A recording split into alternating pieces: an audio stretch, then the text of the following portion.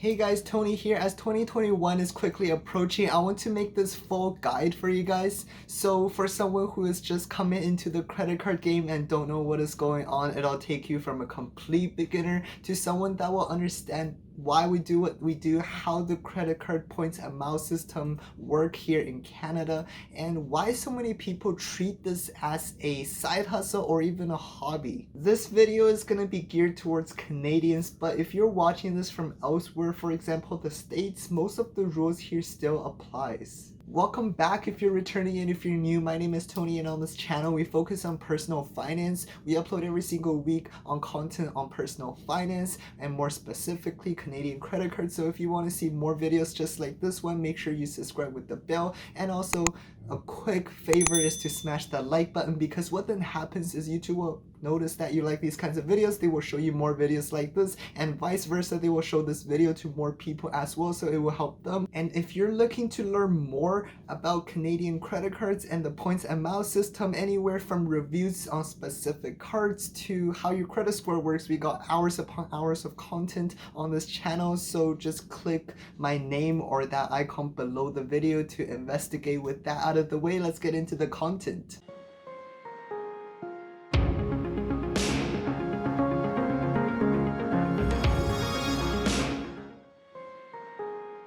So why credit cards? First things first, if you're buying something, so for this example, let's say a $10 lunch, there's exactly 3 ways you can make that purchase. Number 1 is using cash. Number 2 is using something straight from your bank account, for example, a debit card. So pretty much still cash straight out of your bank account. And then number 3 is credit cards. Now if this lunch costs $10 and you chose to use the first 2 options, there's absolutely nothing wrong with that, right? You just spent $10 and you got a $10 lunch. But if you chose the third option, which is the credit cards, then congratulations. If your card had a sign-up bonus attached to it, for example a cash back one, you might get a 10% cash back, right? And that's like $1 off that lunch already. Or if you have a travel credit card, you might even get more in value, for example like a 20% back in a form of value of travel. So you essentially got 20% back in value off your lunch. So in this scenario, you pretty much got 20% off a meal that you would have spent money on anyways. Now in this example, it's just a $10 quick lunch, but imagine if this was a $10,000 business transaction, then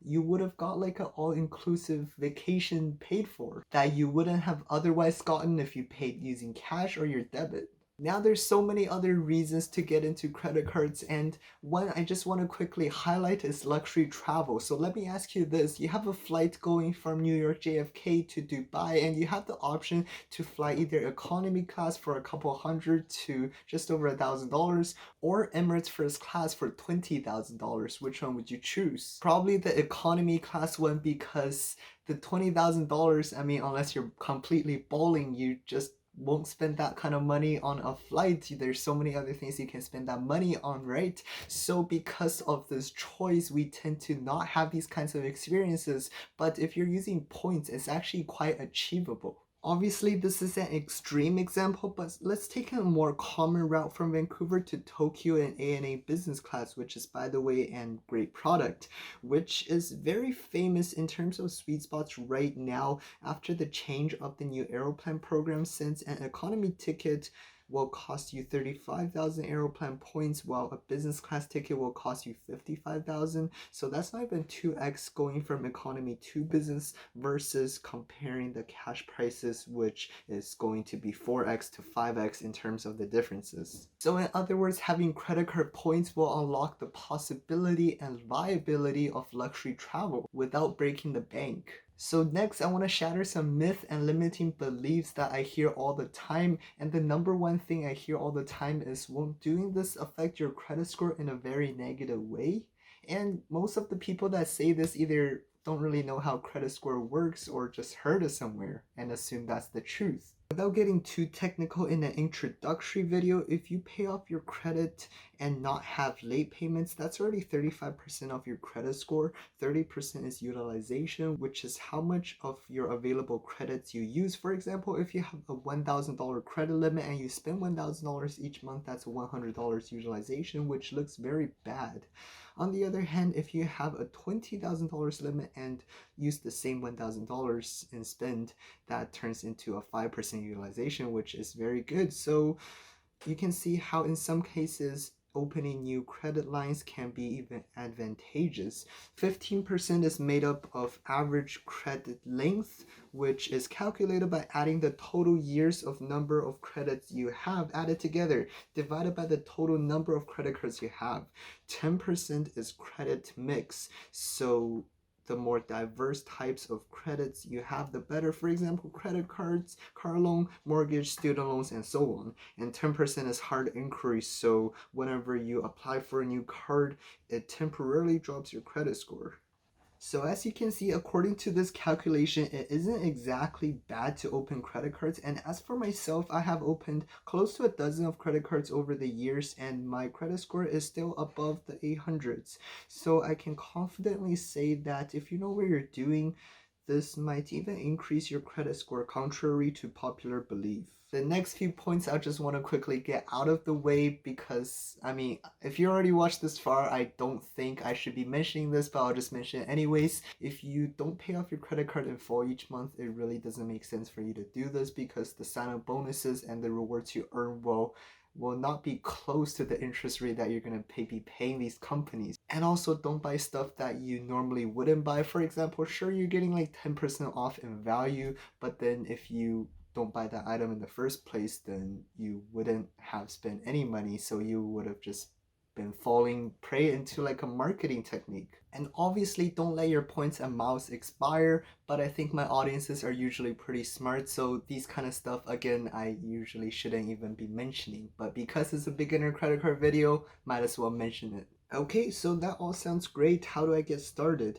There's a fast way and a slow way to earn points, and I suggest you to use both. The slow way is having a card that has a respectable multiplier, and every time you swipe on there in the grocery store, you earn some points. Now, if you solely rely on this method, it's gonna slow you down a lot because in the long run, it will take you so long for you to earn enough points for a flight or vacation. The fast way is to go after sign-up bonuses, which is why you see some people that has been doing this for longer than I have has opened upwards to 20 plus credit cards. The strategy here is to open credit cards with high sign-up bonuses, meet the minimum spend requirement, which is set by the offer. Then after you get the points and make sure your points are safe, whether you transfer them away or use them, cancel the card before the second year annual fee hits you and rinse and repeat the process or move on to a different card. So that was a very high level overview, and we barely scratched the surface of this community, of what we do, of why we do what we do.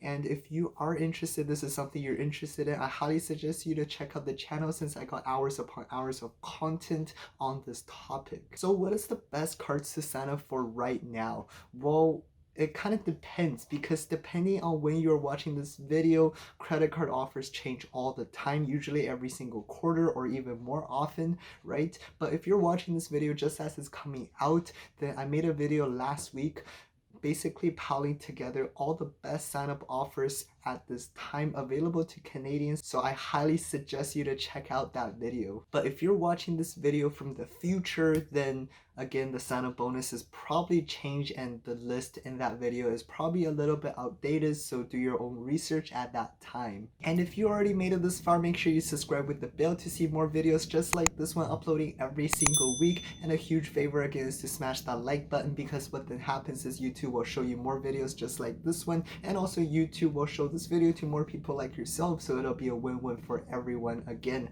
And comment down below and let me know what stage of the credit card journey that you are in yourself. I'm really curious to read your comments and interact with you guys, so comment down below and let me know. And with that being said, thank you so much for watching. Have an amazing day. Peace.